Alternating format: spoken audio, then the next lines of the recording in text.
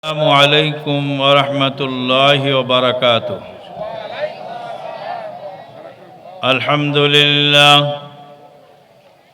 الحمد لله نحمده ونستعينه ونستغفره ونؤمن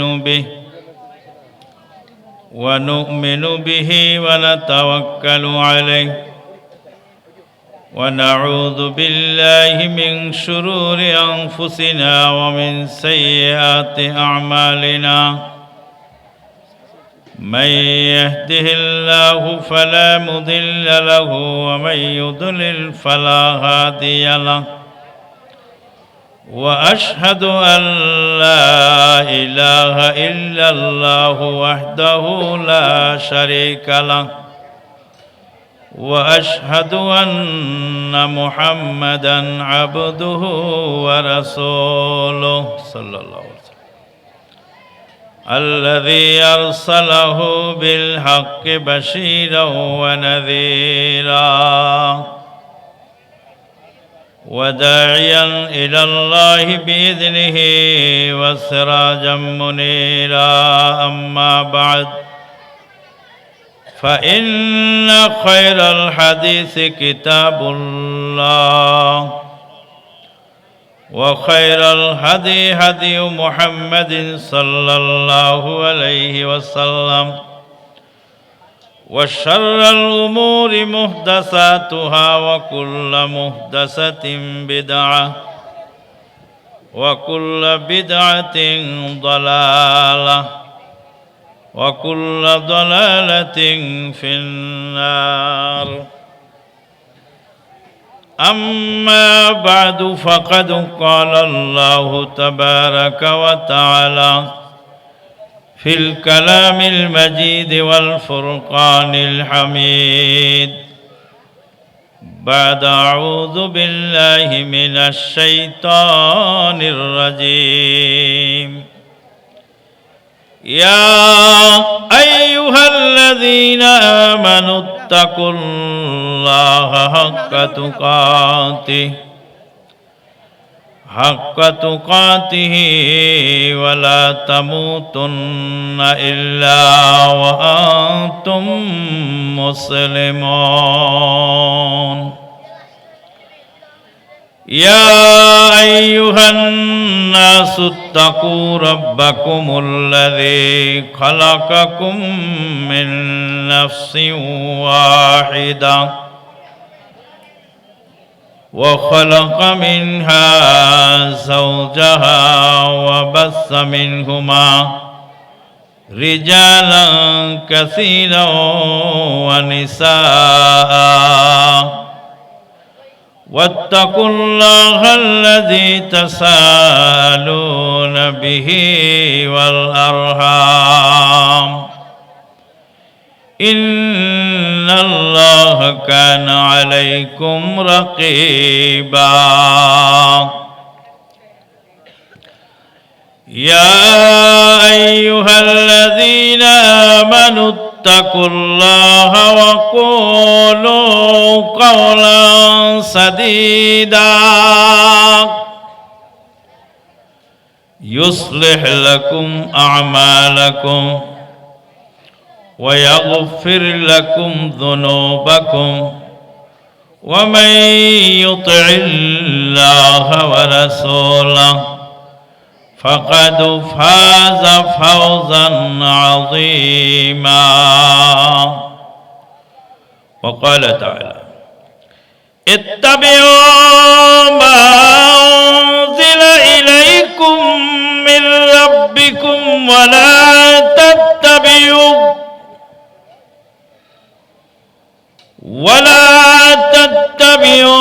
من دونه أولياء قليلا ما تذكرون. وقال تعالى يريدون ليطفئوا نور الله بأفواههم والله متم نوره ولو كره الكافرون. وقال النبي الأمين صلى الله عليه وسلم: يا معشر الشباب من استطاع منكم الباءة فليتزوج فإنه أغض للبصر وأحسن الفرج ومن لم يستطع فعليه بالصوم فإنه له وجاء. رواه البخاري ومسلم أو كما قال عليه الصلاة والسلام.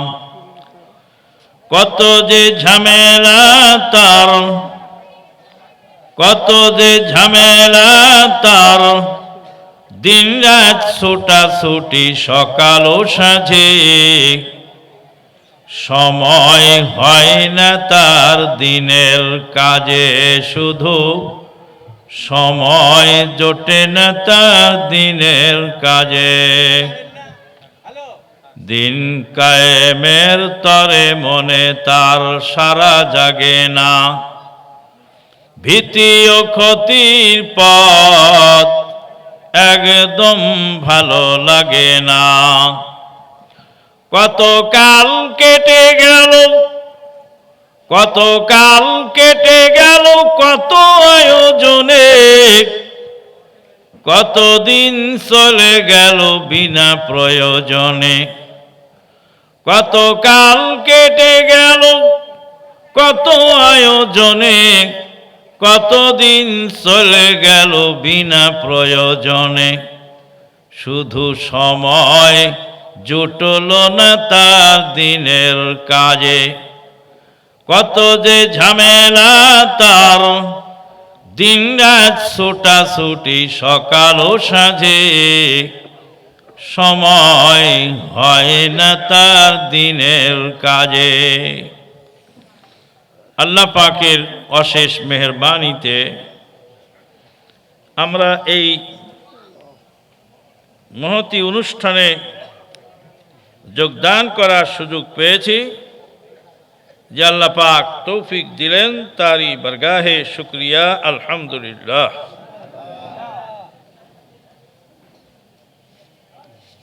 দরুদ ও সালাম বর্ষিত হোক সেই নবী মুহাম্মদুর রাসূলুল্লাহ সাল্লাল্লাহু আলাইহি ওয়াসাল্লামের প্রতি, যার মসজিদ ছিল কাঁচা, মসজিদের মুসল্লিদের ঈমান ছিল পাকা। নবী সাল্লাল্লাহু আলাইহি ওয়াসাল্লাম যেই মসজিদে নববীতে সালাত আদায় করতেন, সেই মসজিদ ছিল কাঁচা। কাঁচা ছিল না পাকা ছিল? কাঁচা। উপরে ছিল খেজুরের পাতার ছাউনি, আর সাইডে তেমন বেড়া ঘোরা ছিল না, আর ফ্লোর ছিল কাঁচা মাটির। কাঁচা মসজিদে যারা সালাত আদায় করতেন তাদের ঈমান ছিল পাকা। এখন আমাদের মসজিদগুলি পাকা হচ্ছে, কিন্তু ঈমান হচ্ছে আস্তে আস্তে দুর্বল। মসজিদ পাকা করার সাথে সাথে ঈমানটাকেও কি করতে হবে? পাকা করতে হবে। তাহলে ইনশাআল্লাহ ফলপ্রসূ হবে, এতে কোনো সন্দেহ নেই। ওখানে ঠিকা দেন, ওই যে ওটা কাছে যাচ্ছে তো, নিচে ঠিকা দেন একটা। হ্যাঁ, ওই যে নিচে একটা ঠিকা দেন। সম্মানিত উপস্থিতি, এলাকার কৃতি সন্তান বন্ধুবর মাওলানা রফিকুল ইসলাম হাফিজাহুল্লাহ, তিনি এতক্ষণ যাবৎ আপনাদের কাছে কোরআন ও হাদিসের আলোচনা পেশ করলেন এবং মসজিদের উন্নয়নের জন্য কিছু কালেকশন করলেন। মসজিদের উন্নয়ন যেমন প্রয়োজন, মুসল্লিদের ঈমানের উন্নয়নও তার চেয়ে বেশি প্রয়োজন। আউযু বিল্লাহি মিনাশ শাইতানির রাজিম। ইয়া আইয়ুহাল্লাযীনা আমানু আমানুস্তাইনু বিস-সাবরি ওয়াস-সালাহ ইন্নাল্লাহা মা'আস-সাবিরিন। ওহে যারা ঈমান এনেছো, তোমরা আল্লাহর কাছে সাহায্য চাও সালাতের মাধ্যমে এবং সবরের মাধ্যমে। সালাত শব্দের কয়েকটি অর্থ আছে। এক নম্বর অর্থ হলো আল্লাহর সঙ্গে বান্দার কানেকশন লাগানো। আস-সালাতু মাখুযাতুম মিনাস সিলাতে, সিলাতুন শব্দের অর্থ হলো জোড়া লাগানো। আল্লাহর সঙ্গে বান্দার কানেকশন লাগায় যেই সালাতে, যে ইবাদতে, তার নাম হলো সালাত। আল্লাহর নবী বলেন, আল্লাহ রাব্বুল আলামিন বলেছেন, ইযা ক্বালাল আবদু আলহামদুলিল্লাহি রাব্বিল আলামিন ক্বালা আল্লাহু তাবারাকা ওয়া তাআলা হামিদানি আবদি, ওয়া ইযা ক্বালাল আবদু আর রহমানির রহিম ক্বালা আল্লাহু তাবারাকা ওয়া তাআলা আসনা আলাইয়া আবদি, ওয়া ইযা ক্বালাল আবদু মালিকি ইয়াউমিদ্দিন ক্বালা আল্লাহু তাআলা মাজ্জাদানি আবদি ইলা আখিরিল হাদিস আও কামা ক্বালা আলাইহিস সালাতু ওয়াস সালাম। আল্লাহ নবী বলেন, আল্লাহ পাক বলছেন, বান্দা যখন সালাতে দাঁড়িয়ে সূরা ফাতিহা তেলাওয়াত করে, আমার আল্লাহ প্রত্যেকটা আয়াতের সঙ্গে সঙ্গে জবাব দিতে থাকে। বান্দা বলে আলহামদুলিল্লাহ, বান্দা বলে যাবতীয় প্রশংসার মালিক কেবলমাত্র আল্লাহ, আলহামদুলিল্লাহ, যাবতীয় প্রশংসার মালিক কেবলমাত্র আল্লাহ, প্রশংসা সবই কেবল তোমারই, রব্বুল আলামিন, দয়ালু মেহেরবান করুণা অফুরান, আর কেহ নয় তুমি মালিক শেষ বিচারের দিন, শেষ বিচারের দিন। প্রশংসার মালিক কে? আল্লাহ। এই মামু, এই যে মাঝখানের এই মামু, আসসালামু আলাইকুম, কেমন আছেন আপনারা? আপনাকেই তো বলছি আমি, হলুদ গেঞ্জিওয়ালা। মাশাআল্লাহ, একটু দুইটা কথা বলেন আমার সাথে। আল্লাহ আমাদেরকে কি দিয়ে বানিয়েছেন? ওদেরকে বলতে দেন, কি দিয়ে বানিয়েছেন? মাটি দিয়ে। মরার পরে কোথায় রাখবে? মাটিতে। কবর থেকে উঠাবে কোত্থেকে? মাটি থেকে। আল্লাহ পাক বলেন, মিনহা খালাকনাকুম ওয়া ফিহা নুঈদুকুম ওয়া মিনহা নুখরিজুকুম তারাতান উখরা। এই মাটি থেকেই তোমাদেরকে সৃষ্টি করা হয়েছে, এই মাটিতেই আবার আনা হবে, মাটি থেকেই হাসরের ময়দানে উঠানো হবে। মাটির দিকে তাকাও তো, হ্যাঁ মাটির দিকে তাকাও। মাটি কি নড়াচড়া করে? কথা বলে? তাহলে চুপচাপ হয়ে মাটির মতো কিছুক্ষণের জন্য বসতে হবে, ঠিক আছে? আলহামদুলিল্লাহ।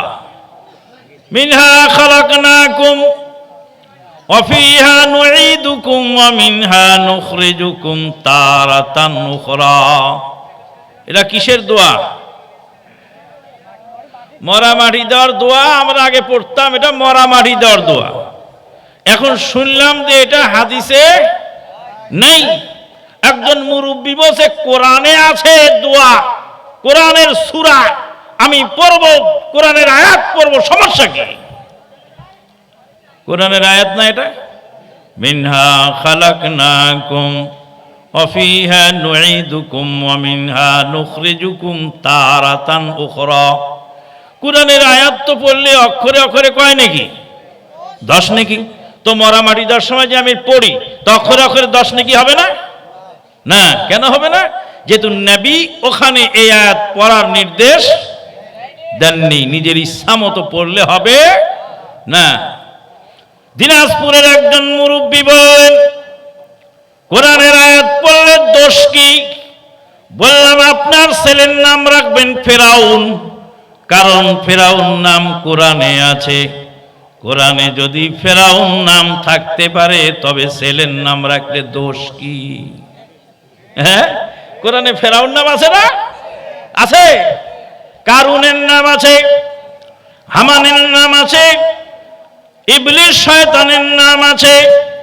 কোরআনে থাকলেই যদি সেটা যেখানে সেখানে পড়া যায়। কোরআনে ফেরাউনের নাম আছে, বেটার নাম কিন্তু ফেরাউন রাখা যাবে না। কোনটা মানতে হবে আর কোনটা ছাড়তে হবে এটা বুঝে শুনে আমল করতে হবে। কোরআনে দাউদ আলাইহিস সালামের নাম আছে কি নাই? সুলাইমান আলাইহিস সালামের নাম আছে, ইব্রাহিম আলাইহিস সালামের নাম আছে, নবী রাসূলদের নাম আছে।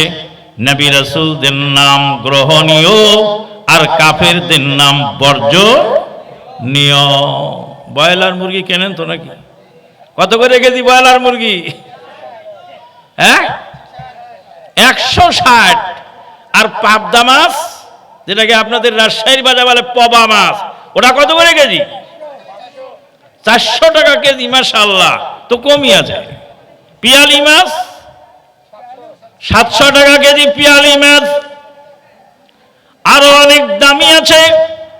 গরুর গোশত 750 কেজি। গরুর গোশত কিনলেন, ব্রয়লার মুরগি কিনলেন। ব্রয়লার মুরগি খাওয়ার সময়, মাপার সময় তো পাখনা পালক নারী ভুঁড়ি সব মেপে দিয়েছে।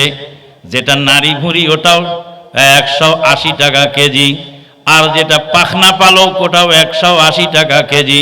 পাখনা পালক ফেলে দিয়ে, নারী ভুঁড়ি ফেলে দিয়ে ধুয়ে পরিষ্কার করে রান্না করলেন।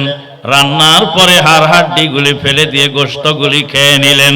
তখন তো বললেন না ব্রয়লার মুরগি 180 টাকা দিয়ে কিনেছি, সব কিনেছি টাকা দিয়ে, একটাও ফেলা যাবে না। ব্রয়লার মুরগিও বেঁচে খায়, কোনটা খাওয়ার আর কোনটা অযোগ্য। কোরআনে ওরকম আছে। ফেরাউনের নাম অগ্রহণীয়। ফেরাউন, কারুন, হামান, এদের নাম কোরআনে আছে। ইবলিস শয়তানের নাম কোরআনে আছে। কোরআনে থাকলেই সেই নাম বেটার জন্য রাখা যায় না। কিন্তু ফেরাউন কোরআন তেলাওয়াতের সময় উচ্চারণ করলে প্রতি অক্ষরে অক্ষরে 10 নেকি। আবু লাহাবের নাম উচ্চারণ করলে কি নেকি হয়? বিসমিল্লাহির রহমানির রহিম। তাব্বাত ইয়াদা আবি লাহাবিন ওয়া তাব মা আগনা আনহু মালুহু ওয়া মা কাসাব। নেকি হলো না পাপ হলো? কার নাম বললাম? আবু লাহাবের নাম। কোরআনে আবু লাহাবের নাম আছে। কোরআন তেলাওয়াতের সময় আবু লাহাবের নাম উচ্চারণ করলেও আবু লাহাব লিখতে 5টা অক্ষর আছে। 5 10 50টা নেকি হইয়া যায়। বাথরুমে ঢুকার পরে, বাথরুমে বসে গেছেন অলরেডি, তখন যদি আল্লাহ আল্লাহ বলেন নেকি হবে তো? বাথরুমে ঢোকার পরে আল্লাহর নাম উচ্চারণ করলে নেকি তো দূরের কথা, পাপ হবে। কারণ বাথরুমে ঢোকার পরে আল্লাহর নাম উচ্চারণ করা নিষেধ, হারাম। তাহলে জায়গা মতো আল্লাহর নাম উচ্চারণ করলে পাপ হয়। আর কোরআন তেলাওয়াতের সময় আবু লাহাবের নাম উচ্চারণ করলে নেকি হয়। ধর্ম কি আপনার ইচ্ছা মতো চলবে না আমার ইচ্ছা মতো? নিশ্চয়ই নয়। ভাইয়ের আমার, আল্লাহ রাব্বুল আলামিন বান্দার কোরআন তেলাওয়াতের জবাব দিতে থাকেন। বান্দা যখন বলে আলহামদুলিল্লাহি রাব্বিল আলামিন, 7 আসমানের উপর থেকে আল্লাহ পাক বলেন হামিদানি আব্দি, আমার বান্দা আমার প্রশংসা করলো। বান্দা বলে আর রহমানুর রহিম, আল্লাহ রাব্বুল আলামিন বলেন আমার বান্দা আমার গুণগান করলো। বান্দা বলে মালিক ইয়াউমিদ্দিন, আল্লাহ বলেন আমার বান্দা আমার উচ্চ মর্যাদা বর্ণনা করলো। বান্দা বলে ইয়াকা নাবুদু ওয়া ইয়াকা নাস্তাইন, কেবলমাত্র তোমারই ইবাদত করি আর তোমার কাছেই সাহায্য চাই। আল্লাহ বলেন আমার বান্দা আমাকে ইবাদত দিল আর আমার বান্দার সাহায্য গ্রহণ করল, আমি আল্লাহ তাকে পূর্ণ সাহায্য দিয়ে দিলাম। এটার নাম সালাত। সালাত মানে হলো আল্লাহর সঙ্গে কানেকশন লাগানো। কিছু লোক আছে ইমামের উপর ভার দিয়ে চুপচাপ বসে থাকে, আছে না? ইমামের উপর ভার, ইমাম পড়বে, আমি পড়বো কেন? ফরিদপুর থেকে এক মুফতি সাহেব আসছিলেন ঢাকায়, এসে আমাদেরকে বললেন ইমামের পিছনে সূরা ফাতিহা পড়তে হবে। দলিল কি? বললাম লা সালাতা ইল্লা বিফাতিহাতিল কিতাব, ফাতিহা ছাড়া সালাত হয় না। মুফতি সাহেব বললেন এই হাদিসে তো নবী বলেন নেই যে ফাতিহা ইমাম না পড়লে, মুক্তাদি না পড়লে হয় না। মুক্তাদির নাম তো নবী বলেননি। নবী কি বলেছেন মুক্তাদি ফাতিহা না পড়লে সালাত হয় না? যেহেতু মুক্তাদির নাম নবী বলেননি, তাই ফাতিহা মুক্তাদি না পড়লেও চলবে। তো বললাম যে ইমামের নাম কি নবী বলেছেন যে ফাতিহা না পড়লে ইমামের নামাজ হয় না? কয় না। তো ইমামের মুক্তাদির নাম বলে নেই দেখে মুক্তাদি যদি না পড়লে চলে, তো ইমামের নামও তো নবী বলেননি, তো ইমামও পড়বে না। ইমামও যদি না পড়ে, মুক্তাদিও যদি না পড়ে, তো তাহলে ফাতিহা পড়বেটাকে? ভাইয়ের আমার, আল্লাহ রাব্বুল আলামিনের সঙ্গে ডাইরেক্ট কানেকশন হয় সালাতের মাধ্যমে।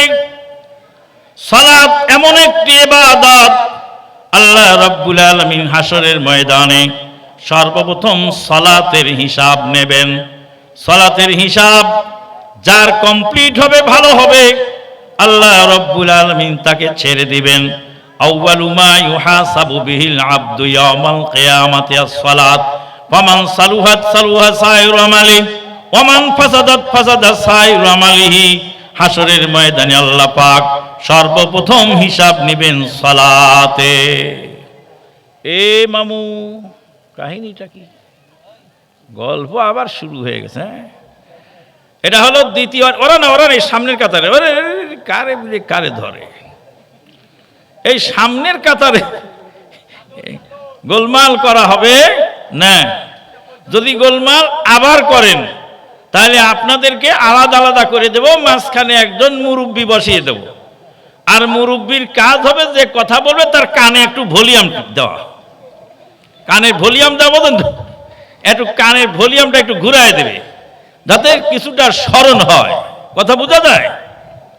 সম্মানিত উপস্থিতি, হাসরের ময়দানে আল্লাহ রাব্বুল আলামিন আসবেন, বান্দার সঙ্গে দেখা করবেন, কথা বলবেন।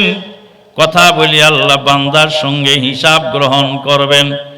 আল্লাহ রাব্বুল আলামিন বলেন কাল্লা ইযা দুক্কাতিল আরদু দাক্কা দাক্কা ওয়া জাআ রাব্বুকা ওয়াল মালাকু সাফফা সাফফা। হাসরের ময়দানে আল্লাহ আসবেন, ফেরেশতারা লম্বা লাইন ধরে দাঁড়ায় থাকবে। আল্লাহ রাব্বুল আলামিন এসে বলবেন আমি তোমাদের প্রভু। বিরাট লম্বা হাদিস মুসলিম শরীফে আসছে। সর্বপ্রথম আল্লাহ আসবেন ছদ্মবেশে, বান্দারা আল্লাহকে চিনতে পারবেন না। তারপরে আল্লাহ অরিজিনাল সূরাতে যখন আসবেন আর বলবেন আমি তোমাদের প্রভু, পাপিষ্ঠরা মাথা নিচু করে দাঁড়িয়ে যাবে। ঈমানদারেরা আল্লাহর চেহারা মুবারকের দিকে অপলক নেত্রে তাকিয়ে থাকবে। আল্লাহ বলছেন উজুহু ইয়াওমাইদিন নাযিরা ইলা রাব্বিহা নাযিরা। সেদিন কতক মানুষের চেহারা হবে উজ্জ্বল, কেননা আল্লাহ পাকের চেহারার দিকে তাকাবেন। আল্লাহর চেহারার দিকে তাকানোর কারণে তাদের চেহারা উজ্জ্বল হবে। হাসরের ময়দানে আল্লাহ বান্দাকে ডেকে বলবেন সালাত পড়েছিলে কিনা? বান্দা বলবেন হ্যাঁ পড়েছিলাম তো। আল্লাহ রাব্বুল আলামিন বলবেন তাহলে ইন্টারভিউ হবে। একটি সেজদা করবা আমার পায়ের তলায়, এক সেজদা যদি করে দেখাতে পারো তাহলে তোমাকে বিনা হিসাবে জান্নাতে দিয়ে দেব। আল্লাহ বলবেন পায়ের তলায় সেজদা করো। আল্লাহর পায়ের গোড়ায় সেজদা করার জন্য আল্লাহ বলবেন। কোরআনে সূরাতুল কালামের মধ্যে আল্লাহ পাক বলছেন ইয়াউমা ইউকশাফু আন সাকিউ ওয়া ইউদআউনা ইলাস সুজুদি ফালা ইস্তাতিউন খাশিয়াতান আবসারুহুম তারহাকুহুম যিল্লাহ ওয়া কাদ কানু ইউদআউনা ইলাস সুজুদি ওয়া হুম সালিমুন। সেদিন আল্লাহ রাব্বুল আলামিন নিজের পায়ের নলা থেকে মুহূর্তের লুঙ্গি সরায় দিয়ে বলবেন, কে আছো সালাত পড়েছিলে তারা আমার পায়ের তলায় সিজদা করে দেখাও। মুসলিম শরীফের হাদিসে আসছে, বান্দা চেষ্টা করবে সালাত পড়ার জন্য, একটা সিজদা দেওয়ার জন্য। কোরআন বলছে খাশিয়াতান আবসারুহুম তারহাকুহুম যিল্লাহ।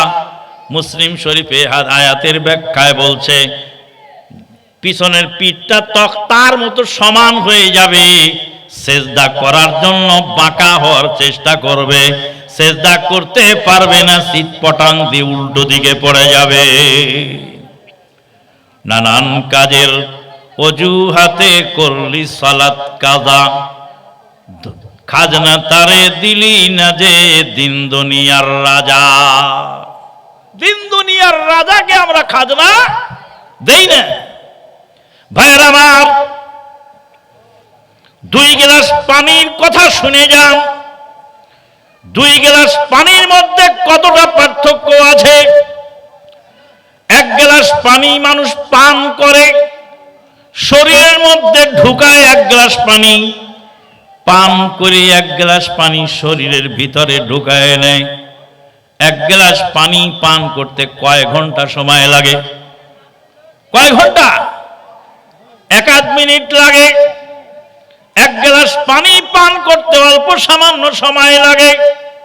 সেই 1 গ্লাস পানি প্রস্রাব করে বের করতে 1-2 মিনিট সময় লাগে, সর্বোচ্চ 3 মিনিটের বেশি লাগার কথা নয়।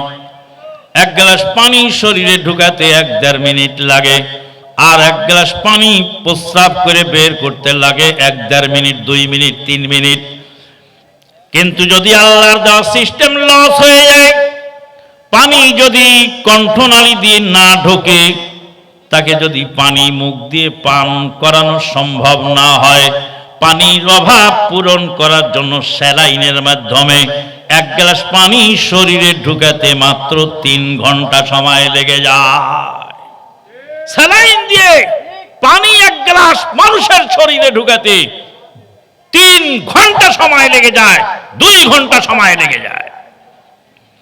1 গ্লাস পানি স্যালাইন দিয়ে ঢুকাতে 2-3 ঘন্টা লেগে যায়। গ্লাসে পান করতে 1-1.5 মিনিটে হয়ে যায়। প্রস্রাব করে 1 গ্লাস পানি শরীর থেকে বের করতে 1-2 মিনিট, 3 মিনিট লাগে। কিন্তু যদি প্রস্রাব দিয়ে সেই বর্জ্য পদার্থ না বের হয়, কিডনি যদি ফেল হয়ে যায়, কিডনি ডায়ালাইসিস করে শরীরের বর্জ্য পদার্থ বের করতে হলে একবার ডায়ালাইসিস করতে 5-7 ঘন্টা সময় লেগে যায়, হাজার হাজার টাকা খরচ হয়ে যায়। আল্লাহ পাক বান্দাকে যে দিয়েছেন আল্লাহর নিয়ামত, আল্লাহ রাব্বুল আলামিন চোখ দিয়েছেন, চোখ একটা বাল্বের নাম। আপনার বাড়িতে বাল্ব জ্বলে, বাল্বের বিল দিতে হয়, বিদ্যুতের বিল।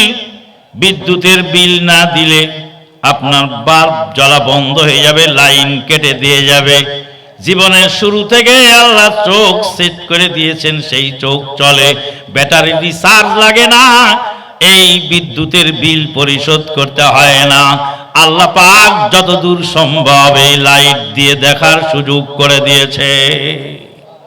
আমাদের মোবাইলে যদি ব্যালেন্স পড়ে যায়, কথা বলতে বলতে হঠাৎ অফ হয়ে যায়, আল্লাহ রাব্বুল আলামিন যদি বলতেন আমানুল্লাহ মাদানী তুমি কথা বলবে, তোমাকে জবান দিয়েছি, ঠোঁট দিয়েছি কথা বলার, কিন্তু ব্যাটারি রিচার্জ করে মোবাইলের সেই রিফিল করে রিচার্জ করে তারপরে কথা বলো।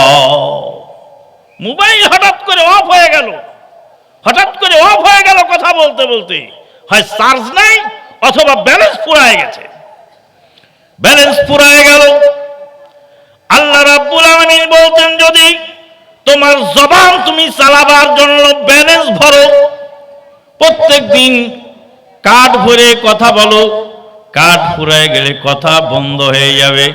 বাজারে মাছওয়ালার সঙ্গে তর্ক করতে করতে মিনিট ফুরে গেছে, ব্যালেন্স ফুরে গেছে, মাছ তরকারি এবার রাস্তায় দাঁড়ায় আছে। রিক্সাওয়ালাকে ডাকি, রিক্সাওয়ালা তুমি আসো। রিক্সাওয়ালা জিজ্ঞেস করে তুমি কোথায় যাবে? আমার তো ব্যালেন্স ফুরে গেছে, কথা আর বের হয় না। কি করতে হবে? এবার ফ্লাক্সি লোডের দোকানে যেতে হবে। ফ্লাক্সি লোডের দোকানে গিয়ে ফ্লাক্সিওয়ালাকে বলবো আমার ব্যালেন্স ফুরায় গেছে, আমাকে রিফিল করে দাও। ফ্লাক্সিওয়ালা বলবে কয় টাকার ব্যালেন্স আপনাকে দেব? আমি তো বলতেই পারছি না, কি করে বলবো? খাতা দাও, কলম দাও, লিখে বলে দিই এত টাকার রিচার্জ দাও। এবার রিচার্জ দিলে যেমন মোবাইল চালু হয়, রিচার্জ দিলে যদি জবান চালু হতো তাহলে রাস্তাঘাটে মানুষ বিপদে পড়ে থাকতো, কোনো উপায় থাকতো না। আল্লাহ রাব্বুল আলামিন বলেন ওয়াইন তাউদ্দু নি'মাতাল্লাহি লা তুহসুহা ইন্নাল ইনসানা লাযালুমুন কাফফার। আল্লাহ বলেন নিয়ামতের শুকরিয়া আদায় করে কুল কিনারা পাবে না, গুণে শেষ করতে পারবে না। এই জন্য আল্লাহ রাব্বুল আলামিন বলেন ওয়াকাদ কানু ইউদআউনা ইলা সুজুদি, দুনিয়াতে তাদেরকে সিজদার জন্য ডাকা হতো, সিজদার জন্য বলা হতো। ওয়াহুম সালিমুন, সুস্থ ছিল কিন্তু মসজিদে আসে নাই। মসজিদে টাইস করে কি করবেন যদি মুসল্লি না থাকে? মসজিদকে সুন্দর বানায় কি করবেন যদি মুসল্লিদের অন্তর পরিষ্কার না হয়? মসজিদ পরিষ্কার করে লাভ কি যদি অন্তর পরিষ্কার না থাকে, কলুষিত হয়? মসজিদে দাঁড়িয়ে দাঁড়িয়ে সালাত আদায় করছি একজন আরেকজনের পায়ের সাথে মিলায়, আর সালাতের মধ্যে ভাবছি শালাকে দেখে ছাড়বো।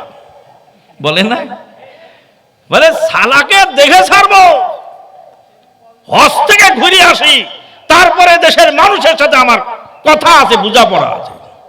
ও মিয়া, হজে যাচ্ছ তুমি ভালো কাজ করার জন্য, নিষ্পাপ হয়ে আসার জন্য, হজ থেকে ঘুরে এসে দেশের মানুষ এক্সারসাইজ করবা, তার মানে হলো হজে যাওয়ার আগেই তোমার নিয়ত খারাপ।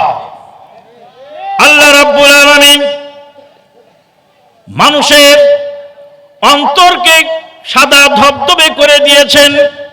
আল্লাহ নবী বলেন মানুষের অন্তরটা হলো সাদা ধবধবে, কাঁচের মতো পরিষ্কার।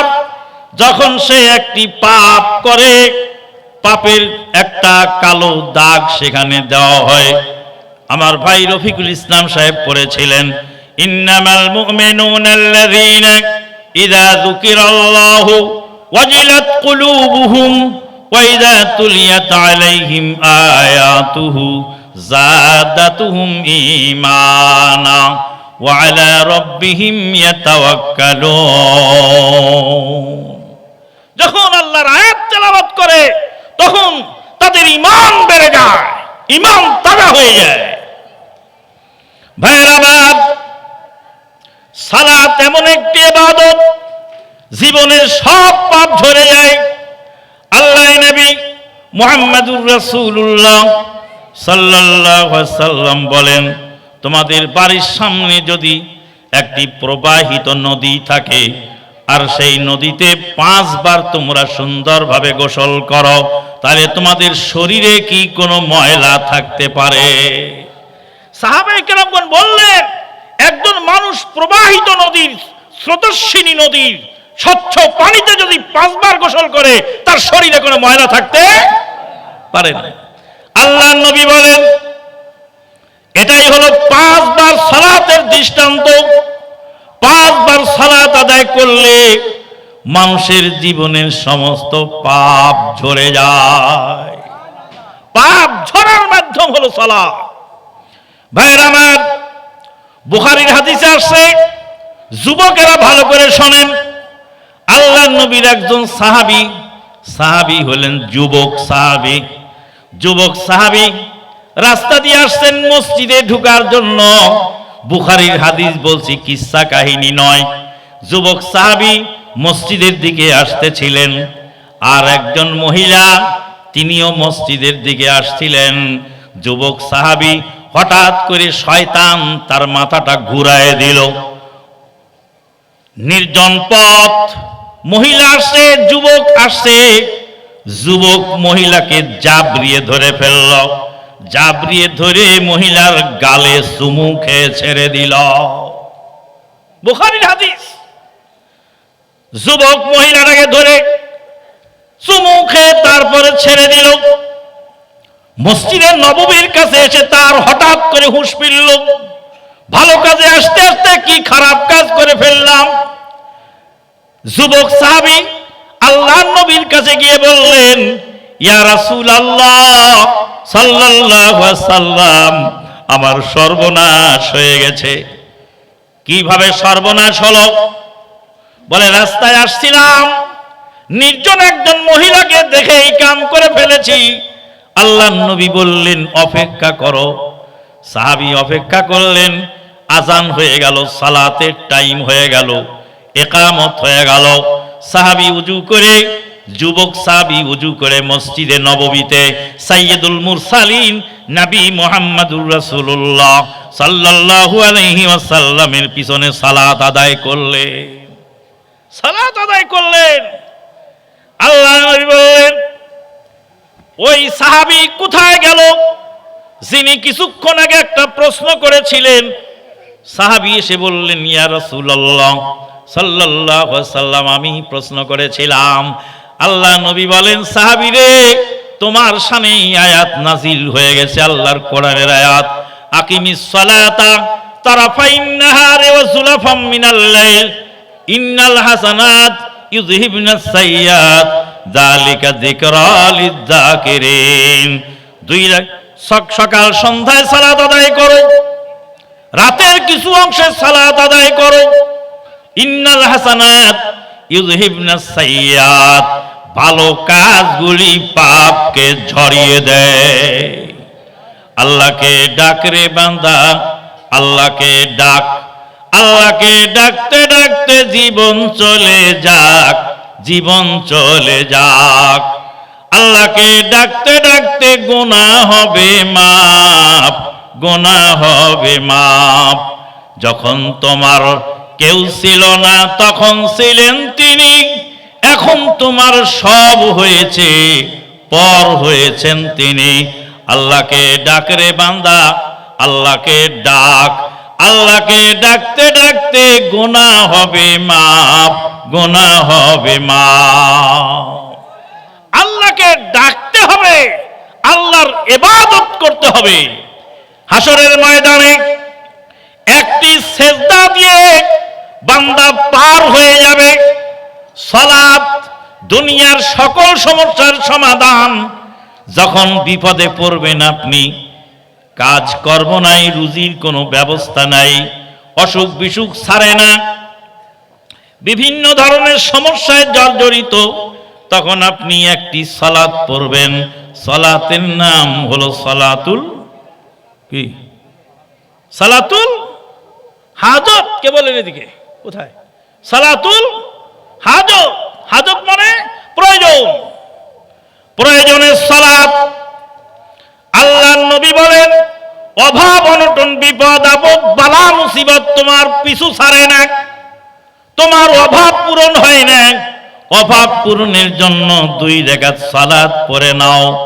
2 রাকাত সালাত পড়ে নিয়ে হাজতের দোয়াটা পড়ো, আল্লাহ রব্বুল আলামিন তোমার সকল অভাব পূরণ করবে। একটা গেল সালাত, আরেকটা সালাত হলো সালাতুত তওবা। হঠাৎ করে পাপ হলো, পাপ থেকে বাঁচার জন্য 2 রাকাত নফল সালাত পড়ে সাইয়্যিদুল ইস্তিগফার আছে, আল্লাহুম্মা আনতা রাব্বি লা ইলাহা ইল্লা আনত খালাকতানি ওয়া আনা আবদুকা ওয়া আনা আলা আহদিকা ওয়া ওয়া'দিকা মাস্তাতা'তু আউযু বিকা মিন শাররি মা সানাত আবু লাকা বিনি'মাতিকা আলাইয়া আবু বিযামবি ফাগফিরলি ফাইন্নাহু লা ইয়াগফিরুদ যুনুবা ইল্লা আনত। আল্লাহর নবী বলেন, সালাতুত তওবা পড়ে যদি বান্দা কায়মনোবাক্যে আল্লাহর কাছে তওবা করে গো, আল্লাহ রব্বুল আলামিন তার গুনাহ খাতা মাফ করে দেয়। আরেকটা সালাতের নাম হলো সালাতুল ইস্তিখারা। সালাতুল ইস্তিখারা, কোন কাজ করতেছেন, কনফিউজড, করব কি করব না, যাব কি যাব না, কিনবো কি কিনব না, দেব কি দেব না, নেব কি নেব না, যখন আপনি কনফিউজ থাকবেন তখন আপনি 2 রাকাত সালাত পড়বেন সালাতুল ইস্তিখারা। ইস্তিখারার সালাতের দোয়া আছে। কি দোয়া? আল্লাহুম্মা ইন্নী আস্তাখিরুকা বিইলমিক ওয়াস্তাকদিরুকা বিকুদরাতিক ওয়াসআলুকা মিন ফাদলিকাল আযীম ফাইন্নাকা তাকদিরু ওয়া লা আকদিরু ওয়া তা'লামু ওয়া লা আ'লামু ওয়া আনতা আল্লামুল গুয়ুব। আল্লাহুম্মা ইন কুনতা তা'লাম আন্না হাযাল আমরা খায়রুন লি ফি দীনি ওয়া মা'আশি ওয়া ফি আকিবাতি আমরি আও আজিলি আমরি ওয়া আজলিহি ফাকদুরহু লি ওয়া ইয়াসসিরহু লি সুম্মা বারিক লি ফিহি ওয়া ইন কুনতা তা'লাম আন্না হাযাল আমরা শাররুন লি ফি দীনি ওয়া মা'আশি ওয়া ফি আকিবাতি আমরি আও আজিলি আমরি ওয়া আজলিহি ফাসরিফহু আন্নি ওয়াসরিফনি আনহু ওয়াকদুর লিয়াল খায়রা হাইসু কান। হে আল্লাহ, আমি এই কাজ করতে যাচ্ছি, এই কাজের মধ্যে যদি কল্যাণ থাকে তাহলে কাজটা আমার জন্য নির্ধারণ করে দাও, এর মধ্যে বারাকা দান করো। আর এই কাজের মধ্যে দিন দুনিয়ার যদি অকল্যাণ থাকে কাজকে আমার থেকে সরিয়ে নিয়ে যাও, আর আমাকে কাজ থেকে সরিয়ে নিয়ে যাও, যেখানে কল্যাণ আছে সেখানে পৌঁছিয়ে দাও। কত রকমের যে সালাত। কয়েকদিন আগে চন্দ্রগ্রহণ হলো, ভাই মাসখানেক হয়েছে না, 1.5 মাস 2 মাস, চন্দ্রগ্রহণ হলো রাজশাহী নওদাপাড়া মার্কাজুল ইসলামী সালাফি কমপ্লেক্সের মসজিদে ডক্টর গালিব স্যার সেখানে চন্দ্রগ্রহণের সালাত আদায় করলেন। আমি আমানুল্লাহ মাদানী, আমার বাড়ির সামনে যে মসজিদ, সেই মসজিদে মাইকে ঘোষণা দিলাম চন্দ্রগ্রহণের সালাত হবে এখানে 9:30টায়। নারী পুরুষ সবাই এসে মসজিদ ভরে গেল, চন্দ্রগ্রহণের সালাত আদায় করলাম। চন্দ্রগ্রহণ সূর্যগ্রহণের সালাত কিভাবে পড়তে হয়? কয় হুজুর এত তো পড়েছি, তো এ তো শুনি নাই। ময়মনসিংহে এক ফোন দিলাম এক আলেমের কাছে, বললাম চন্দ্রগ্রহণ লাগছে, সালাত আদায় করো। কয় চাঁদের গ্রহণ লাগলে সালাত আদায় করে আমি জীবনে শুনিনি।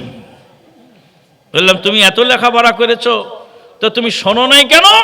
তোমার সিলেবাসে ওই হাদিসটা পড়ে নেই। সিলেবাস দেখে তুমি পড়াশোনা করেছো, সিলেবাসে তোমার হাদিসটা পড়ে নেই। আল্লাহ নবী সূর্য চন্দ্র গ্রহণের সালাতের নিয়ম দিয়েছেন। প্রথমে কেরাত করলেন, লম্বা কেরাত, তারপরে রুকুতে গেলেন, রুকু থেকে উঠে সামি আল্লাহু লিমান হামিদা রব্বানা ওয়া লাকাল হামদ হামদান কাসীরান তাইয়িবাম মুবারাকান ফি পড়লেন। তারপরে আবার নতুন করে কেরাত শুরু করলেন। কেরাত শুরু করে আবার রুকুতে গেলেন, রুকু থেকে উঠে সামি আল্লাহু লিমান হামিদা পড়ে তারপরে নবী সিজদায় গেলে। এক রাকাতে কয়টা রুকু? 2টা রুকু। সিজদা কয়টা? 2টা। 2 রাকাতে 4 রুকু, 4 সিজদা দিয়ে ডবল ডবল কেরাত, 4 বার কেরাত পড়া হলো। তারপরে আল্লাহর নবী ভাষণ দিলেন, তারপরে দোয়া করলেন। দুনিয়ার অনেক কিছুই জানি, কিন্তু এই কথা জানি না। কেন জানি না? চায়ের দোকানে বসে সময় কাটানো হয়, গীবত গিল্লা করে সময় কাটানো হয়। চায়ের দোকানে বসলে হয় গীবত শুনতে হয়, না গীবত করতে হয়। নবী সাল্লাল্লাহু আলাইহি ওয়াসাল্লাম বলছেন, এশার সালাত যদি জামাতে পড়তে পারো তাহলে অর্ধেক রাত নফল ইবাদতের নেকি, আর ফজরের সালাত জামাতে পড়তে পারলে অর্ধরাত্রি নেকি নফল ইবাদতের। তাহলে আর কিছু তেমন লাগে না। সারা রাত ধরে তোমাকে জেগে থাকতে ইসলাম বলে নেই। তুমি এশার সালাতটা জামাতে পড়ো, ফজরের সালাতটা জামাতে পড়ো, তাহলে সারা রাত নফল ইবাদতের নেকি তোমার নামে আমলে জমা হবে। ওয়াজ তো আমরা শুনি, কিন্তু আমল করতে পারি না। ওয়াজ শোনা আছে, অনেক জানা আছে, আমল করতে পারি না। আমল করতেন আমার নানা। আমার নানার ঘটনা শুনলে আপনি আশ্চর্য হয়ে যাবেন। নানা আমার অন্ধকারে বসে আছেন, নানা নানি দুইজন অন্ধকারে বসে আছেন আধারি রাত। সালাম দিলাম, আসসালামু আলাইকুম।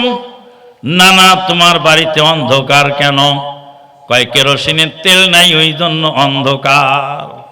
কেরোসিনের তেল নেই, নানা নানি অন্ধকারে বসে আছে, কেরোসিনের তেল নাই, অন্ধকার। নানি বলছে তোমার নানাকে বললাম দোকানতে তেল নিয়ে আসো কেরোসিন। নানা বলছে টাকা নাই, কেরোসিন কোত্থেকে আনবো? বলে দোকানদারের কাছ থেকে বাকি করে কেরোসিনের তেল নিয়ে আসো। কি করে আনবে? বাকি করে। নানা বলছে ওরে সর্বনাশী, নানা বলছে নানিকে ওরে সর্বনাশী, বাকি খাওয়া লোক মুনাফেকের চেয়েও খারাপ, বাকি খাওয়া লোক মুনাফেকের চেয়েও খারাপ, ঋণগ্রস্ত ব্যক্তি মুনাফেকের চেয়েও খারাপ। বললাম নানা মুনাফেকের চেয়ে খারাপ হলো কি করে? মানুষ ঋণ নিতেই পারে, ঋণ তো নেওয়া জায়েজ আছে। নানা বললেন জীবনে আমল করো নাই, কোরআন হাদিস পড়ছো আমল করো নাই। আল্লাহর নবী মুনাফেক আব্দুল্লাহ বিন উবাই বিন সলুলের জানাজা পড়েছিলেন, পড়ান নাই? মুনাফেকের জানাজা নবী পড়িয়েছেন। মুনাফেককে যদি আল্লাহ ক্ষমা করে দেয়, নবী সাল্লাল্লাহু আলাইহি ওয়াসাল্লাম এত দয়ালু ছিলেন।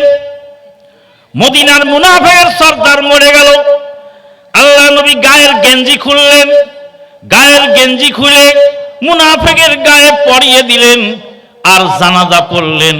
আল্লাহ পাক কোরআনে সূরাতুত তাওবার মধ্যে আয়াত নাজিল করে নবীকে বললেন যদি মুনাফিক মারা যায়, মুশরিক মারা যায়, কাফের মারা যায়, তাদের জন্য দোয়া করা নবীর জন্য উচিত নয়। ওমা কানা লিল মুমিনিন ওয়ালা মুমিনাতিন আইয়াস্তাগফিরু লিল মুশরিকিন, মুশরিক কাফেরের জন্য ক্ষমা চাওয়া জায়েজ নয়। নবী সাল্লাল্লাহু আলাইহি ওয়াসাল্লাম মুনাফিকের জানাজা পড়েছিলেন, কিন্তু বুখারীতে হাদিস আসছে একজন সাহাবীর লাশ নবীর সামনে রাখা হলো। নবী জানাজার জন্য লাশের সামনে দাঁড়ালেন, দাঁড়িয়ে জিজ্ঞেস করলেন এই মাইয়েতের কি ঋণ আছে, দেনা আছে? সাহাবায়ে কেরাম বললেন হ্যাঁ, মাইয়েত তো ঋণগ্রস্ত, ঋণ রেখে মারা গেছে।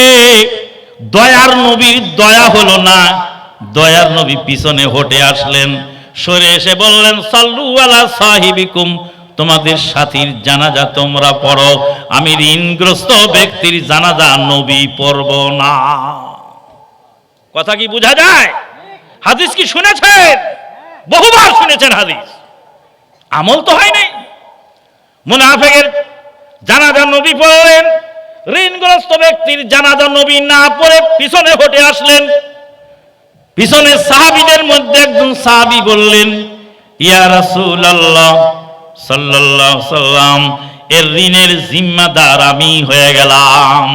আল্লাহর নবী জানাজা পড়ালেন গো, আমার নানা বলছেন আমি ইয়াকুব মোল্লা যদি এখন মারা যাই আর আমার নবী যদি বেঁচে থাকতেন আর আমি এই কেরোসিনের তেল বাকি করে নিয়ে এসে তার ঋণ পরিশোধের আগে যদি মারা যায়, আমার নবী আমার জানাজা পড়তেন না। কেরোসিনের তেল। নানি বলছে হাটের দিন পাট বিক্রি করে ঋণ শোধ দিও। বলে হাটের দিন আসা পর্যন্ত আমি বেঁচে থাকবো, আমি বলতে পারি না। কেরোসিনের তেল নাই, তুমি অন্ধকারে থাকো, কাল সকালে পাট বিক্রি করে তোমাকে কেরোসিনের তেল এনে দেব।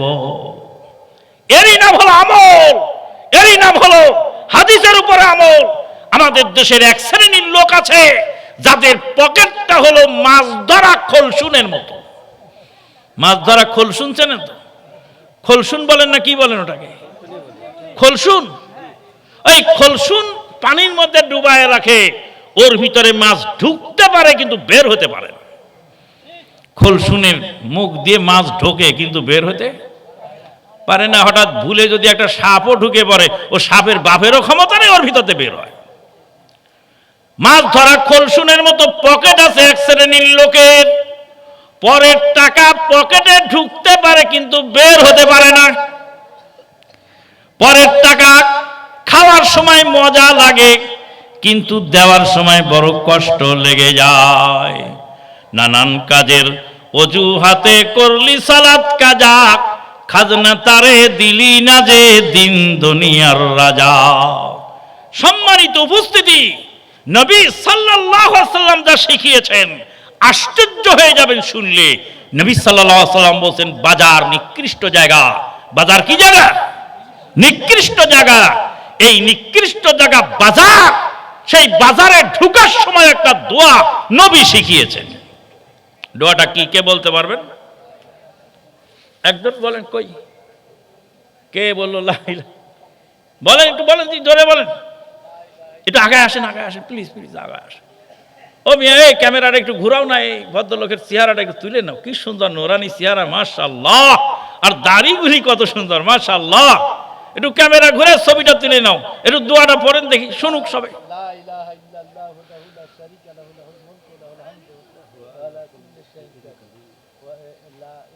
হ্যাঁ, ভুলে গেছে, মানে ওই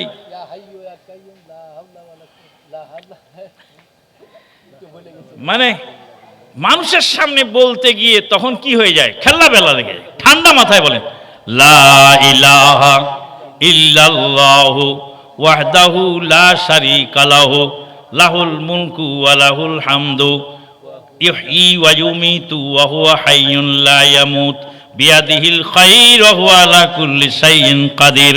আল্লাহ নবী বলেন এই দোয়াটা পড়ে যদি তুমি বাজারে ঢোকো 10 লক্ষ নেকি তোমার নামায় আমলে লিপিবদ্ধ হয়ে যায়। কত নেকি? 10 লাখ নেকি এক দোয়ায়।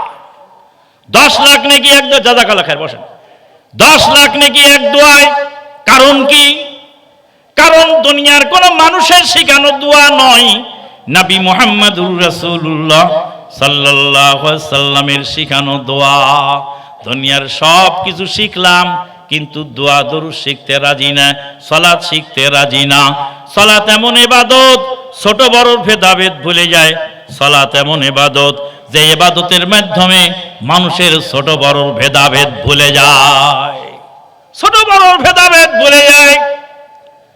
আরবি, আজমি, ইরানি, তুরানি, জাপানি, জার্মানি, ইংল্যান্ডি, হল্যান্ডি, পোল্যান্ডি, নাইজেরিয়া, আলজেরি, সাদা কালো লম্বা খাটো, শিক্ষিত অশিক্ষিত, এদেশি বিদেশি, পৃথিবীর 200 রাষ্ট্রের মানুষ মক্কার মাটিতে জমা হয় হজের মৌসুমে। 200, পৃথিবীর 200 রাষ্ট্রের মানুষ, প্রায় 200 রাষ্ট্রের মানুষ মক্কার মাটিতে জমা হয় হজ করার জন্য। মক্কার ঘরে চারদিকে প্রায় 30 লক্ষ মুসলমান, 20 লক্ষ মুসলমান কিচির মিচির আওয়াজ করে বিভিন্ন ভাষায়, বিভিন্ন ভাষায় তারা আওয়াজ করতে থাকে।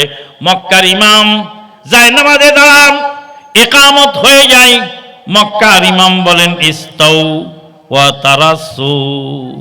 ইস্তাউ মানে সোজা হয়ে দাঁড়াও, তারাসু মানে পায়ে পায়ে মিলায়ে দাঁড়াও। পায়ে পায়ে মিলাতে হবে, হাদিসের ফরমান। মাঝখানেতে ফাঁকা রাখলে দাঁড়ায় যে শয়তান। এখন অভিমান তোমাদের, এখন অভিমান, লামাজহাবি বলে মোদের করছো অপমান। পায়ে পায়ে দাঁড়ায় সালাত আদায় করতে হবে। পায়ে পা, কাঁধে কাঁধ মিলিয়ে দাঁড়িয়ে গেল একজন রাস্তার ঝাড়ুদার। মক্কায় রাস্তা ঝাড়ু দেয়, বাংলাদেশে তার বাড়ি। রাস্তা ঝাড়ু দিতে দিতে লাল পোশাক পরে ফেলে দিল তার রাস্তা ঝাড়ু দেওয়ার ব্রাশটা ফেলে দিয়ে বাইতুল্লাহের হারামে জামাতে শামিল হয়ে গেল। আর একজন আরাবিয়ান আসলো, তার 1 তোলা আতরের দাম, 1 তোলা আতর কিনতে ওই রাস্তার ঝাড়ুদারের 2 বছরের বেতন লাগে। 1 তোলা আতর, আরবের ধনীরা যে আতর ব্যবহার করে সেই আতর 1 তোলা কিনতে এই রাস্তা ঝাড়ুদার লেবারের 2 বছরের বেতন জমা করতে হয়। সেই আতরওয়ালা এসে রাস্তা ঝাড়ুদারের পায়ের সঙ্গে পা মিলিয়ে দাঁড়িয়ে গেল।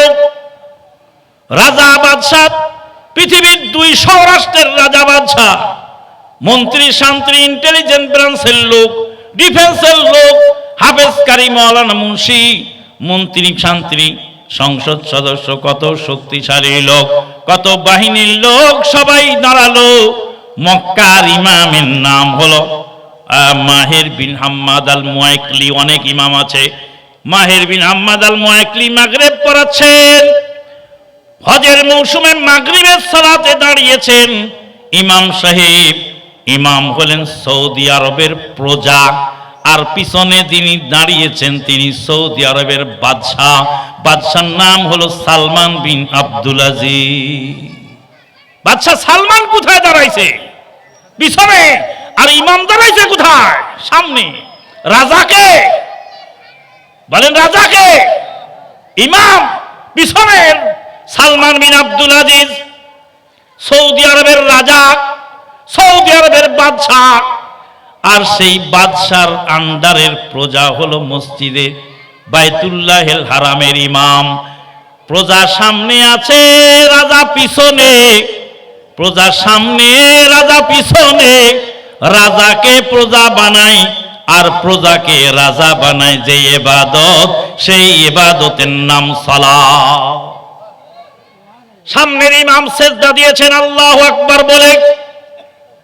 ইমাম আল্লাহু আকবার বলে সেজদায় পড়ে আছেন। পিছনের রাজাও সেজদায় পড়ে আছে। দুই সৌরাষ্ট্রের রাজা বাদশাহ, মন্ত্রী শান্তি পিছনের সেজদায় পড়ে আছে। সামনের প্রজা মাথা না তুললে পিছনের রাজার মাথা তোলার ক্ষমতা নাই। আল্লাহু আকবার, লিল্লাহি তাকবীর। এরই নাম সালাত। নানান কাজের অজুহাতে করলি সালাত কাজা, খাজনা তারে দিলি না যে দিন দুনিয়ার রাজা। সালাত কি ইবাদত? সালাত কেমন ইবাদত? 20-30 লক্ষ মানুষ কিচির মিছিল করছিল। ইমাম সাহেব বললেন আল্লাহু আকবার। আল্লাহু আকবার দুইটা শব্দ, 8টা অক্ষর। কয়টা অক্ষর? 8টা। শব্দ কয়টা? 2টা। আল্লাহু আকবার দুইটা শব্দের 8টা অক্ষর। 8 অক্ষর বিশিষ্ট দুইটা শব্দ ইমাম বললেন, আর বুকে হাত রাখলেন। 30 লক্ষ মুসলমানের জবান বন্ধ হয়ে গেল। একটা শব্দে, একটা কমান্ডে 30 লক্ষ মানুষ থেমে যায়, নিশ্চুপ হয়ে যায় যে ইবাদতে, তার নাম সালাত। ও আমার মুসলমানেরা, ঢাকা বায়তুল মুকাররমের উত্তর গেট আর দক্ষিণ গেট, 2 গেটের সমাবেশ চলছে। এক গেটে সরকারি দলের লোক, আর এক গেটে বিরোধী দলের লোক। বায়তুল মুকাররমে আজান হলো, সালাতের টাইম হলো। 2 সম্মেলন থেকে মুসল্লিরা ঢুকে গেল মসজিদে। এক গেটে ছিল সরকারি দলের লোক, আর এক গেটে বিরোধী দলের লোক। 2 দল মসজিদে ঢুকল। কে কোথায় জায়গা পেল, যে যেখানে জায়গা পেল সেখানে দাঁড়িয়ে গেল। এটা সরকারি দলের লোক দাঁড়িয়েছে, আমি বিরোধী দলের লোক ওখানে দাঁড়াতে পারবো না। এখানে বিরোধী দলের লোক দাঁড়িয়েছে, সরকারি লোক দাঁড়াবে না। এরকম বাসিক বেছে বেছে দাঁড়ায় নাকি? যে যেখানে সেজদা পায়, যে যেখানে জায়গা পায় দাঁড়িয়ে যায়। সরকারি দল আর বিরোধী দল, সরকারি দলের মঞ্চে বিরোধী দল ওঠে না, বিরোধী দলের মঞ্চে সরকারি দলের লোক ওঠে না। কিন্তু মসজিদ আল্লাহর ঘর, সেখানে গিয়ে সরকারি দল বিরোধী দল একাকার হয়ে যায়। পায়ে পায়ে মিলিয়ে সালাতে দাঁড়িয়ে সালাত শেষ করার পরে সালাম ফিরানোর সময় বলে আসসালামু আলাইকুম ওয়া রাহমাতুল্লাহ। ডানের ভাই তুই মুসলমান, তুই শান্তিতে থাক, তোর উপর আল্লাহর রহমত নাজিল হোক। বামের মুসলমান ভাই, তোমার উপরে শান্তি হোক। মসজিদের ভিতরে শান্তি, আল্লাহর ঘরের মধ্যে শান্তি। আজকে সেই শান্তি আমরা আর খুঁজে পাচ্ছি না। দেশ বড় অশান্ত হয়ে গেছে। আমরা মনে মনে ভেবেছিলাম স্বৈরাচার তো চলে গেল, আমরা মনে হয় খুব ভালোভাবে থাকলাম। জি না, ভালো না খারাপ এখনো বুঝতে পারছি না। বর্তমান প্রশাসনের এমন দৈন্যদশা বলা যায় যে ব্রাহ্মণবাড়িয়া একটা ছোট্ট নাবালক বাচ্চা মেয়েকে ধর্ষণ করে হত্যা করে মসজিদের দোতলায় রেখে এসেছে। কোথায়? মসজিদের দোতলায়। স্বৈরাচারের আমলেও এই খবর শুনি নাই যে ধর্ষণ করে ধর্ষিতা বাচ্চা মেয়েকে হত্যা করে মসজিদের দোতলায় রেখে আসে। ঢাকা শহরের প্রকাশ্য দিবালোকে পাথর দিয়ে ছুরিয়ে একটা মানুষকে জীবন্ত লাশ করে ফেললো। দেশ কোথায় চলছে, কিভাবে চলছে আমরা বুঝতে পারি না। ডাক্তার জাকির নায়েক স্যার তাম বিশ্বের নয়নমণি, মুসলমানদের হৃদয়ের মণি কোথায় যার জায়গা। 80 লক্ষ, কত 80 লক্ষ 8 মিলিয়ন, কয় মিলিয়ন? 8 মিলিয়ন ফলোয়ার্স ডাক্তার জাকির নায়েকের বাংলাদেশে আছে। ডাক্তার জাকির নায়েক স্যারের বাসায় গিয়েছিলাম মালয়েশিয়া সফরে, বেশ কয়েক বছর আগের ঘটনা। মালয়েশিয়া সফরে গিয়ে ডাক্তার জাকির নায়েক স্যারের বাসায় মেহমান হলাম। যেই মসজিদে উনি মাগরিব পড়লেন সেই জায়গার নাম হলো পুত্রাজায়া। সেই মালয়েশিয়ার পুত্রাজায়া শহরে যেখানে ধনী লোকরা বসবাস করে, রাজা বাদশারা থাকে, সেই জায়গায় ডাক্তার জাকির নায়েক স্যারকে মালয়েশিয়ার সরকার থাকার জায়গা করে দিয়েছে। আলহামদুলিল্লাহ। পুত্রাজায়ার মসজিদে গিয়ে এশার সালাত কি মাগরিবের সালাত একজাক্টলি মনে নেই, বেশ কয়েক বছর আগের ঘটনা। ডাক্তার জাকির নায়েক স্যারের সঙ্গে সালাত আদায় করলাম। ডাক্তার জাকির নায়েক স্যার ডান পাশে, আমি বাম পাশে। ওনার বাম পা আর আমার ডান পা একসঙ্গে মিলায় সালাত আদায় করি। সালাম ফিরিয়ে ঘুরে বসে বসে, আমান চলো বাসায় যাই। তো স্যার আপনার বাসায় যাবো, আপনার সাথে কিছু কথাও আছে। স্যারের সাথে ডাক্তার জাকির নায়েক স্যারের বাসায় গেলাম। আমার সঙ্গে সফর সঙ্গী ছিলেন 3 জন। তিনি বললেন, তুমি আমার বাসায় ঢুকবা, আপনি আমার বাসায় ঢুকবেন, আর আপনার সঙ্গে একজন ঢুকবে, আর বাকি 2 জন বাইরে বসে থাকবে। তাহলে স্যার ঠিক আছে, বাকি 2 জন বাইরে বসে থাকবে, ভালো, কিন্তু বিদায়ের সময় অন্তত পক্ষে আপনার সাথে হাত মিলাবার একটু সুযোগ করে দিন। কোথাও ওকে, নো প্রবলেম। নিয়ে গেলেন বাসার ভিতরে, নিজে হাতে নাস্তা খাওয়ালেন আমাকে। গল্প হলো, কথা হলো। বললাম, স্যার বাংলাদেশের মুসলমানদের পক্ষ থেকে আপনার কাছে আমরা ক্ষমা চাই। বলছে, কেন ক্ষমা চাচ্ছ কেন? বললাম যে আপনার পিস টিভি বন্ধ করেছে হোলি আর্টিজানের নাটককে কেন্দ্র করে। হোলি আর্টিজানের নাটক পৃথিবীর 2য় বৃহত্তম মুসলিম রাষ্ট্রে হোলি আর্টিজানের নাটক মঞ্চস্থ করে আপনার পিস টিভি বন্ধ হয়েছে বাংলাদেশ থেকে, বাংলাদেশের হোলি আর্টিজানের কারণে। এই জন্য আমরা জাতি হিসাবে আপনার কাছে অপরাধী, আপনি ক্ষমা করে দিবেন। ডাক্তার জাকির নায়েক স্যার বললেন যে 80 মিলিয়ন মানে 8 মিলিয়ন, 80 লক্ষ ফলোয়ার্স বাংলাদেশের মাটিতে আমার আছে। গত ফলোয়ার্স 8 মিলিয়ন, 80 লক্ষ। 80 লক্ষ ফলোয়ার্স যে ডাক্তার জাকির নায়েকের আছে দেশে, কিন্তু 80 লক্ষ ফলোয়ার্স থাকার পরেও ডাক্তার জাকির নায়েককে দেশে আনা যায় না কেন? ডাক্তার জাকির নায়েক স্যারকে আনার ব্যাপারে প্রস্তাব আসলো, সেই প্রস্তাবটা নাকচ হয়ে গেল। সেই প্রস্তাবটা না আনার পক্ষে চলে গেল। কারণ এক শ্রেণীর মোল্লা দেশে আছে, যেই এক মোল্লা একদিন বক্তৃতায় বলছে, ডাক্তার জাকির নায়েক যদি ঢাকা এয়ারপোর্টে নামে তাহলে আমরা ঢাকা এয়ারপোর্ট ঘেরাও করব। শোনেন নেই সে মোল্লার বক্তৃতা? ঢাকা এয়ারপোর্ট ঘেরাও করবে কেন? ডাক্তার জাকির নায়েক স্যারকে নামতে দিবে না কেন? ডাক্তার জাকির নায়েক স্যার ওর সর্বনাশ করেছে। কি সর্বনাশ করেছে? তাবিজের ব্যবসায় লালবাতি জ্বালিয়েছে, ধর্মের ব্যবসায় লালবাতি জ্বালিয়েছে, ওর পীরতন্ত্রের ব্যবসার সর্বনাশ করেছে। পিস টিভি বন্ধ করেছো বেদাতি, কিন্তু পিস টিভি তোমাদের বেদাতের ভিতটাকে নড়ায় দিয়েছে। এখন ডাক্তার জাকির নায়েক স্যারকে আনার ব্যাপারে আমি তখন প্রস্তাব দিই, স্যার আমাদের রাজশাহীতে নওদাপাড়ায় তাবলিগি ইজতেমা হয়, সেখানে আপনাকে আমরা গেস্ট হিসাবে পেতে চাই। তিনি বললেন, দেশের প্রেক্ষাপট ভালো হলে অবশ্যই আমি যাব ইনশাআল্লাহ। তিনি এবার আসার প্রস্তুতি সব প্রায় সম্পন্ন। হঠাৎ করে শোনা গেল পার্শ্ববর্তী রাষ্ট্রের দায়িত্বশীলরা বলছে, ডাক্তার জাকির নায়েক হলো আমাদের দেশের পলাতক আসামি। যদি বাংলাদেশে আসে তাহলে বাংলাদেশ সরকারের উপর চাপ প্রয়োগ করা হবে জাকির নায়েককে তাদের হাতে সোপর্দ করার জন্য। আমরাও পাল্টা জবাব দিয়েছি, আমাদের দেশের পলাতক আসামি আপনার দেশে আছে, ওটাকে আগে ফেরত দেন। আমাদের দেশের পলাতক আসামি আপনাদের দেশে নাই, ওটাকে ফেরত দেন। আজকে ইসলামকে ধ্বংস করার জন্য, মুসলিমকে ধ্বংস করার জন্য, দেশের পরিস্থিতিকে ধ্বংস করার জন্য এই যে ইসকন নামক একটি জঙ্গি সংগঠন, এরা মুসলমানদের দুশমন, হিন্দুদেরও দুশমন। শুধু মুসলমানের দুশমন নয়, হিন্দুদেরও দুশমন। হিন্দু ভাইদেরকেও বলবো সজাগ থাকবেন, কারণ এই দেশে আবহমান কাল থেকে হিন্দু মুসলিম এত সৌহার্দ্যপূর্ণ অবস্থানে আমরা চলেছিলাম।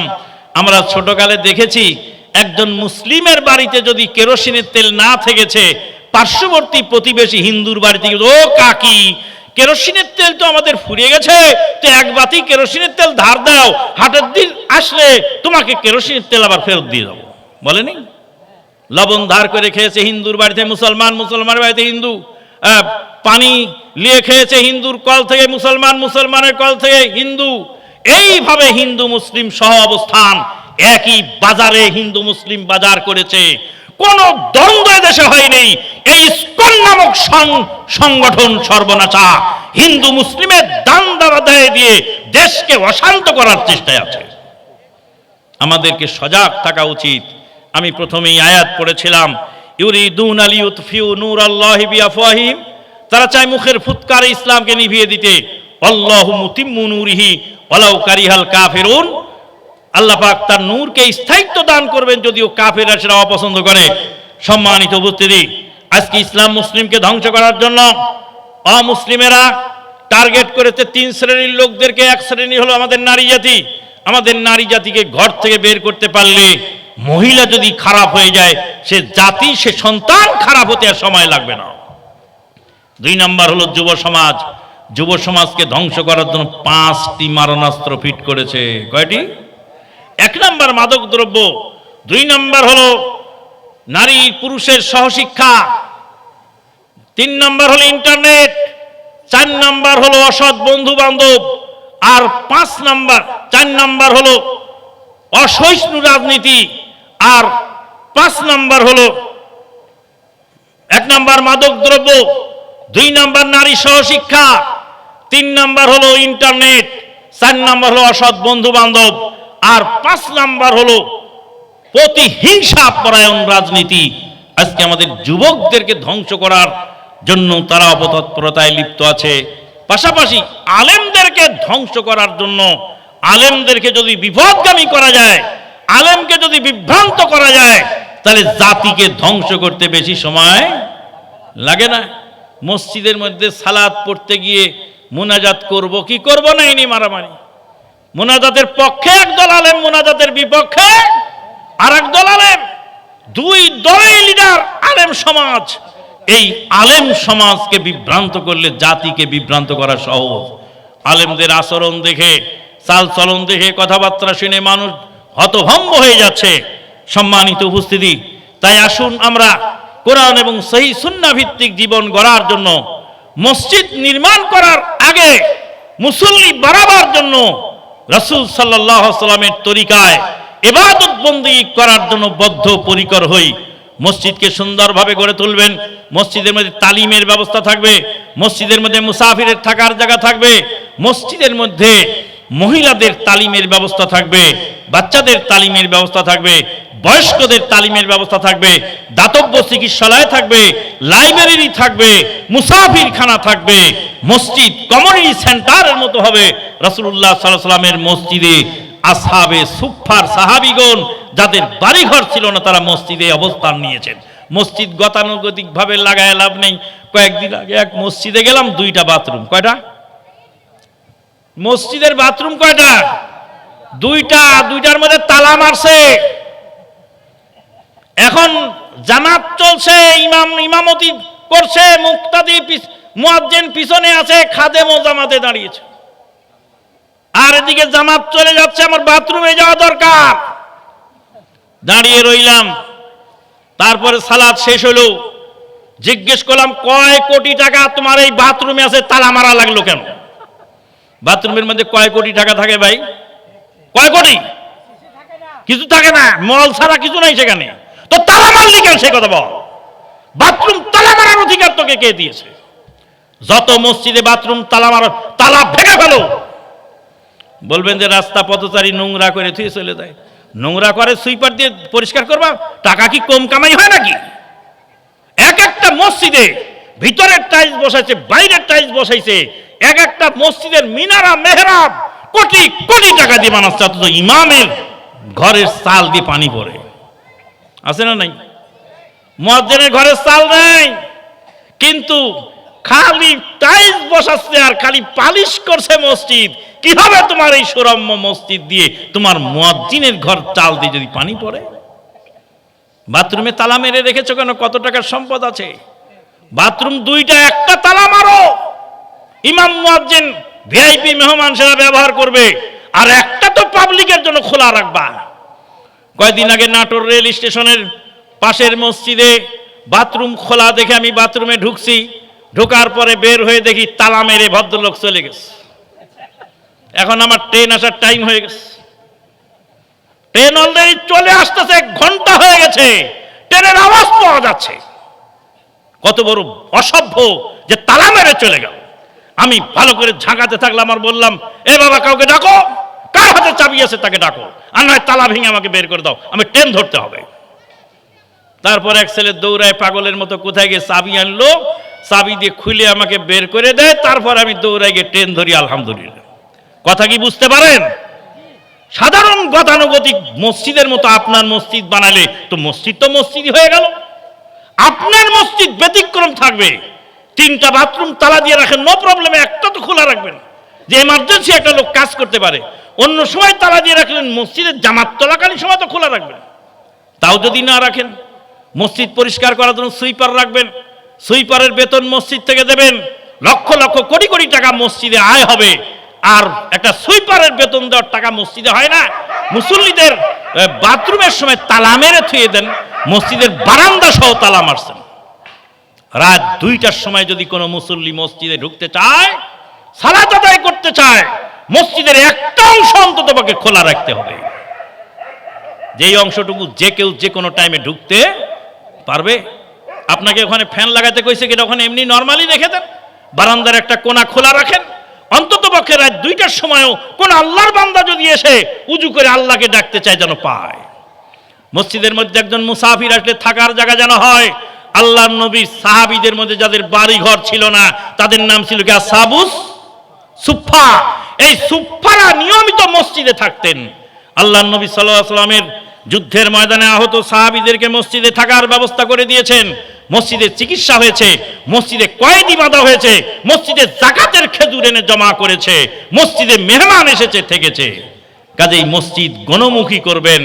মসজিদ ইবাদতখানা, ইবাদতের পাশাপাশি তালিম, তরবিয়ত, শিক্ষা, চিকিৎসা সব যেন হয়। মদিনার মসজিদের নববীতে পূর্ণাঙ্গ বিশ্ববিদ্যালয় চালু আছে, আপনি জানেন না হয়তোবা। মদিনা ইউনিভার্সিটি, মদিনা মসজিদে নববীর যিনি শুনুত তাদরিসের রইস ডক্টর ফায়েজ আল ফায়েজের সঙ্গে দেখা করলাম শেষ সফরে গিয়ে। স্যার কেমন আছেন? বলে আলহামদুলিল্লাহ। কয় আমান, তুমি জেনে খুশি হবে, মসজিদে নববীতে রাতের বেলায় ইউনিভার্সিটি চলে। মসজিদে নববীর ভিতরে আপনারা চেয়ার দেখেন না, সামনে কিছু ছাত্র বসে তাই খাতা কলম নিয়ে লেখে, যারা গিয়েছেন তারা দেখেছেন। মসজিদে নববীতে রাতের বেলায় বিভিন্ন ইউনিভার্সিটির প্রফেসররা আসেন, পার্ট টাইম তাদেরকে পড়ান। যারা চাকরি করে, ব্যবসা করে সারাদিন, তারা রাতের বেলায় মসজিদে নববীতে পড়ে। রাতের বেলায় তাদের ক্লাস হয়, রাতের বেলায় পরীক্ষা হয়, রাতের বেলায় পড়ালেখা করে তার ডিগ্রি হাসিল করে। একটা পূর্ণাঙ্গ বিশ্ববিদ্যালয় মসজিদে নববীতে চলে। আপনার মসজিদে যদি মক্তবটাও ঠিক মতো না হয়, আপনার মসজিদে বয়স্কদের শিক্ষা ব্যবস্থা না থাকে, দোয়া দরুদ এগুলি শিখার যদি ব্যবস্থা না থাকে, তাহলে এই মসজিদ গতানুগতিক মসজিদ হলো। আল্লাহ পাক মসজিদকে কবুল করুন, আল্লাহুম্মা আমিন। আজকের ওয়াজ শুনে কি আপনারা খুশি না বেজার? কারা কারা খুশি? 2 হাত তোলেন, 2 হাত। আল্লাহ, তোমার বান্দারা সবাই খুশি, তুমি 2 হাত দেখে নাও, খুশি হও। বাম হাত নিচে নামান, ডান হাত পকেটে ঢুকান। কোথায় ঢুকাবেন? পকেটে। কার পকেটে? যার যার পকেটে সেই ঢুকাবেন। ঢুকায়ে পকেট থেকে যা বের হয় দিয়ে দিবেন, স্বেচ্ছাসেবকেরা চাদর রুমাল নিয়ে আবার যাও। বলবেন মৌলানা রফিকুল ইসলাম সাহেব কালেকশন করে নিয়ে গেছে, একদম চিপিয়ে কালেকশন করেছে, মারাত্মক কালেকশন, এরকম কালেক্টর আমার জীবনে আমি দেখিনি। মাশাআল্লাহ, আল্লাহ হায়াতে তাইয়্যিবা দান করুন। কিন্তু শোনেন, মৌলানা রফিকুল ইসলাম সাহেব আপনার জন্য দোয়া করলে কবুল হতেও পারে, নাও হতে পারে, কোনো গ্যারান্টি কার্ড নাই। কিন্তু আমি আমানুল্লাহ মুসাফিরের দোয়া কবুল হয়, গ্যারান্টি কার্ড দিয়েছেন স্বয়ং নবী। কাজে আপনারা পরিশেষে যা পারবেন দেবেন, প্রাণ খোলা দোয়া করব। আপনারা রুমাল নিয়ে যাও, রুমাল নিয়ে যাও, রুমাল নিয়ে যাও, দ্রুত কালেকশন করো, যে যা পারেন দেবেন। 5 টাকা, 10 টাকা, 20 টাকা, 50 টাকা দেবেন। পরিশেষে পুকুরে জাল টানার পরে আবার শেষে টানলেও কিছু দাঁড়ি কানা পুঁটি কিছু ওঠে না? কিছু ওঠে তো, আলহামদুলিল্লাহ। এক রিক্সাওয়ালা বলছে, হুজুর আমি আবার রিক্সাওয়ালা, আমি আর কি দান করব। রিক্সাওয়ালাকে বললাম তুমি চা খাও না? কয় খাই তো। 1 কাপ চায়ের দাম কত? কয় 5 টাকা। খালি চা খাও না, একটা বিস্কুটও খাও? কয় বিস্কুট খাই। বিস্কুটের দাম কত? বিস্কুট 5 টাকা। খালি চা আর বিস্কুট খাও নাকি কলাও খাও? একটা কয় কলাও একটা খাই। কলার দাম কত? 5 টাকা। 5 টাকার একটা কলা, 5 টাকার একটা বিস্কুট, 5 টাকার 1 কাপ চা, 3 5 15 টাকা তুমি একবার চা খেতে ব্যয় করো। দিনের দিন যদি তুমি 3 বার চা খাও তাহলে 3 15 45 টাকা তুমি চা খেয়ে ব্যয় করো। আর তোমার বাড়িতে যদি মেহমান আসে, 1 কেজি গরুর গোশত কেনার ক্ষমতা তোমার না হয়, অন্তত পক্ষে ব্রয়লার মুরগি তো কেন, নাকি বলা আমি রিক্সাওয়ালা খাওয়াবো কি করে? তোমার ছেলের যদি আজকে ঠ্যাং ভেঙে যায় আর ডাক্তার যদি বলে 10,000 টাকা লাগবে, তখন তো তুমি গরিব সাজো না। কিন্তু মসজিদে দান করার সময় তুমি গরিব কেন? 5 টাকা হলেও দেবে, 10 টাকা হলেও দেবে, 20 টাকা হলেও দেবে, যা পারো তাই দেবে। আল্লাহ পাক তোমার এই 5 টাকার মূল্য ধনাঢ্য ব্যক্তির কোটি টাকার চেয়ে বেশি মূল্য দিবে ইনশাআল্লাহ। যদি তোমার টাকাটা হালাল হয়। আল্লাহ তুমি মাহফিলকে কবুল করো, মসজিদকে কবুল করো, যারা আয়োজক উদ্যোক্তা তাদের ঈমান ও আমলে বারাকা দান করো। আল্লাহুম্মা আমিন। রব্বানা আতিনা ফিদ দুনিয়া হাসানা ওয়া ফিল আখিরাতি হাসানাতাও ওয়া কিনা আযাবান নার। আপনাদের যদি কোনো প্রশ্ন থাকে তাহলে সংক্ষিপ্ত আকারে প্রশ্ন করতে পারেন, আমরা উত্তর দেওয়ার চেষ্টা করব ইনশাআল্লাহ।